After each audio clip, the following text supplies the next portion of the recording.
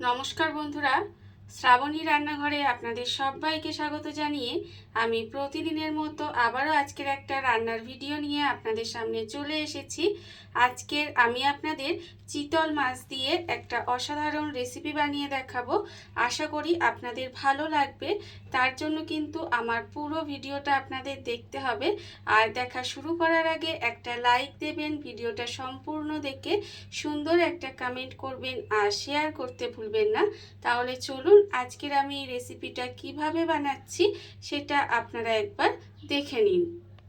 রান্নাটা করার জন্য প্রথমে আমি এখানে দেখুন 4 পিস চিতল মাছ নিয়ে নিয়েছি। মাছটা খুব ভালোভাবে ধুয়ে পরিষ্কার করে নিয়েছি। এইবারে দেখুন এই মাছগুলোকে আমি কিন্তু এই চামচের সাহায্যে, যেভাবে আমরা মুইঠা বানানোর সময় যেভাবে আমরা তুলে নিই সেইভাবে কিন্তু এইভাবে চামচ দিয়ে দিয়ে কিন্তু মাছগুলোকে তুলে নেব। প্রথমে কিন্তু মাছগুলোকে এইভাবে চামচ দিয়ে দিয়ে খুব ভালোভাবে তুলে নিয়ে তারপরে আবারও আপনাদের সামনে ফেরত আসছি। মাছটা আমি এখানে চামচের সাহায্যে এইভাবে একটু তুলে নিয়েছি। আর এটা কিন্তু কাঁটাটা একটু বেছে নিতে হবে ভালো করে। কাঁটাগুলো মানে থাকে না, তবুও যদি একটা দুটো থেকে যায় তাহলে কিন্তু ভালো করে এগুলোকে তুলে বেছে নিতে হবে। আর এটা কিন্তু খুব ভালোভাবে বাছা হয়ে গেছে। এইবারে দেখুন আমি একটা বাটি নিয়ে নিয়েছি, বড় বাটি নিয়ে নিয়েছি।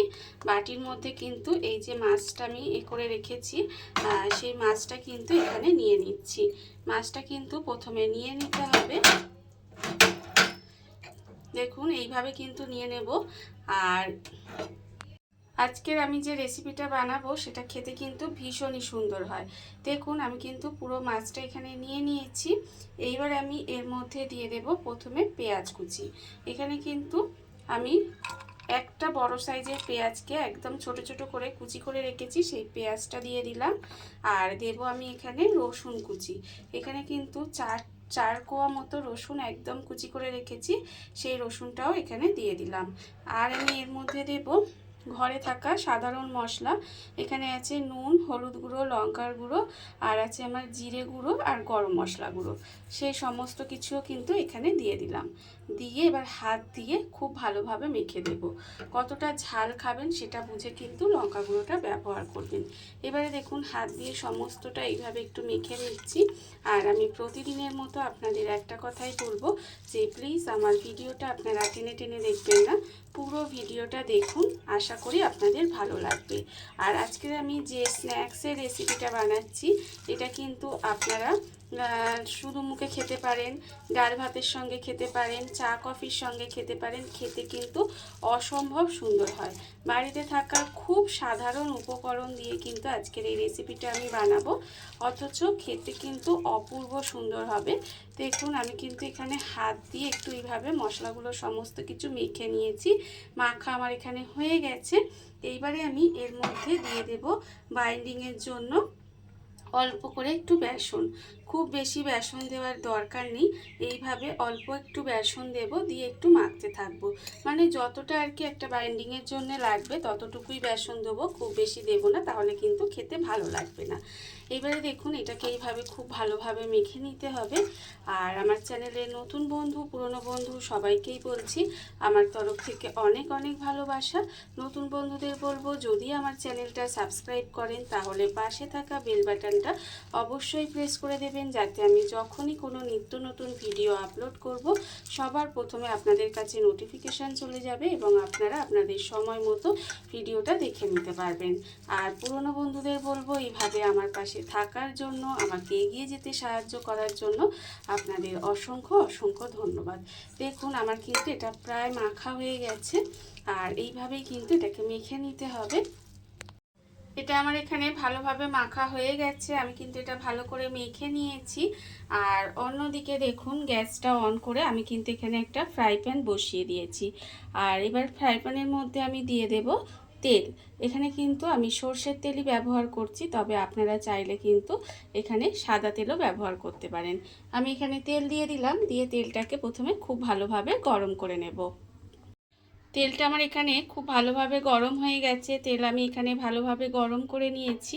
এইবারে আমি দেখুন যে আমি বেসনের সঙ্গে মাছটা দিয়ে যে এখানে মেখে রেখেছিলাম ঠিক তার থেকে এইভাবে অল্প অল্প ছোট ছোট করে নেব, নিয়ে আমি কিন্তু এখানে দিয়ে দেব তেলের মধ্যে। একদম এইভাবে ছোট ছোট করে নিয়ে তেলের মধ্যে দিয়ে দিতে হবে।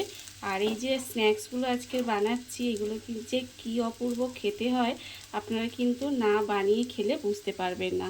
ভীষণই সুন্দর খেতে হয়, বিশেষ করে শুধু মুখে সসের সাথে, চা কফির সাথে, বা আপনারা চাইলে ডাল ভাতের সাথেও খেতে পারেন, তাতেও কিন্তু খেতে ভীষণ ভালো লাগে।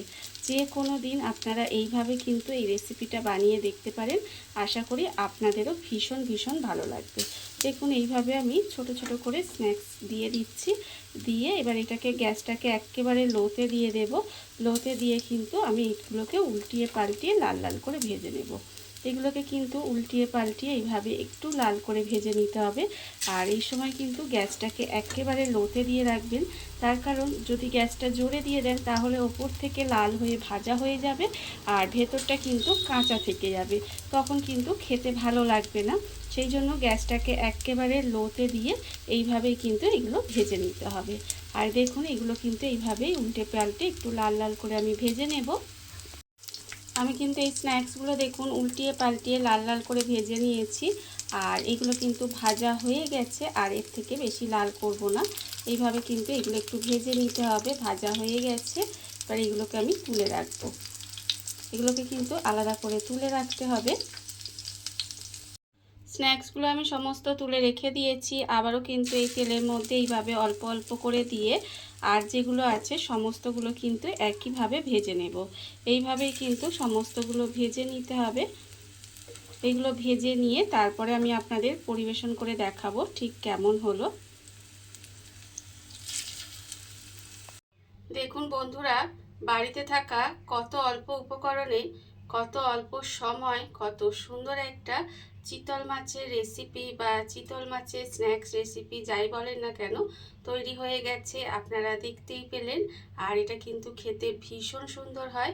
এইভাবে আপনারাও একদিন হলেও বাড়িতে বানিয়ে দেখতে পারেন। আর এই ভিডিওটা যদি আপনাদের ভালো লেগে থাকে, আপনারা আমার চ্যানেলটা সাবস্ক্রাইব করে এইভাবে আমার পাশে থেকে যেতে পারেন। তাহলে চলুন আজকের ভিডিওটা এই পর্যন্তই। নমস্কার।